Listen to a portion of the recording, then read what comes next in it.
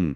अक्सर जब हम स्कूलों में पढ़ाई जाने वाली ग्रामर या व्याकरण के बारे में सोचते हैं तो एक बहुत ही उबाऊ सी तस्वीर सामने आती है। बिल्कुल, वो नियमों की मोटी मोटी किताबें और हाँ, और लाल स्याही से कटे हुए हमारे वाक्य, कुछ ऐसे सख्त उसूल जिन्हें बिना समझे बस रटना होता है।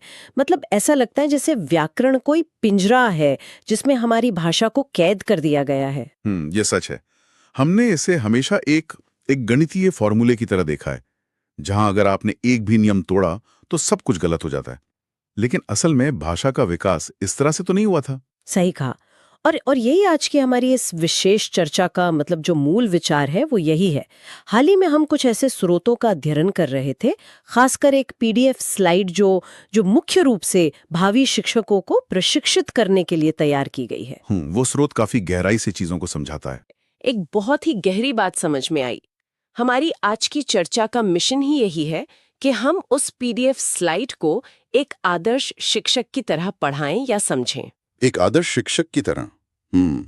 ये नजरिया बहुत दिलचस्प है ना? क्योंकि एक आदर्श शिक्षक व्याकरण को नियमों की तरह नहीं, बल्कि एक जीवित तंत्र की तरह देखता है। वो तंत्र जो हमारी इस बिखरी हुई दुनिया को व्यवस्थित करता है। तो चलिए इसे थोड़ा विस्तार से समझते हैं। जरूर। देखिए, एक आदर्श शिक्षक का नजरिया ही यही होता है कि वो जटिलताओं को रटाने के बजाय उसके पीछे के विज्ञान को स्पष्ट करे। हमारे स्रोत में भी शुरुआत सीधे बड़ी बड़ी परिभाषाओं से नहीं होती। अच्छा, तो वो शुरुआत कहाँ से करते हैं? वो बिल्कुल बुनियादी स्तर से शुरू करते हैं, ध्वनि और अक्षरों से। मतलब इंसान और जानवरों के बीच का एक बड़ा अंतर यही है कि जानवर भी ध्वनियां निकालते हैं, लेकिन इंसान उन ध्वनियों को एक एक व्यवस्थित क्रम में रखकर अर्थ पैदा करता है। बहुत ही बेसिक लेकिन जरूरी बात है। और यहीं से शब्द का जन्म होता है। स्रोत में एक बहुत ही सरल लेकिन एकदम सटीक उदाहरण था। हाँ, वो कमल वाला उदाहरण। बिल्कुल। अगर हम 3 अक्षरों को लें, क, म और ल, और उन्हें इसी क्रम में रखें तो कमल बनता है। ये एक सार्थक शब्द है। बिल्कुल। मतलब इसे सुनते ही हमारे दिमाग में तुरंत एक फूल की छवि उभर आती है।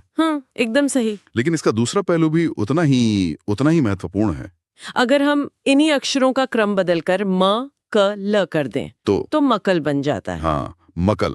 अब ध्वनियां वही हैं, बोलने में ऊर्जा उतनी ही लगी है, लेकिन दिमाग के लिए एकदम खाली और निरर्थक है। इसका कोई मतलब ही नहीं है। बिल्कुल। लेकिन एक बार जब हमारे पास वो सार्थक शब्द आ जाता है, जैसे कमल, तो वो स्थिर नहीं रहता।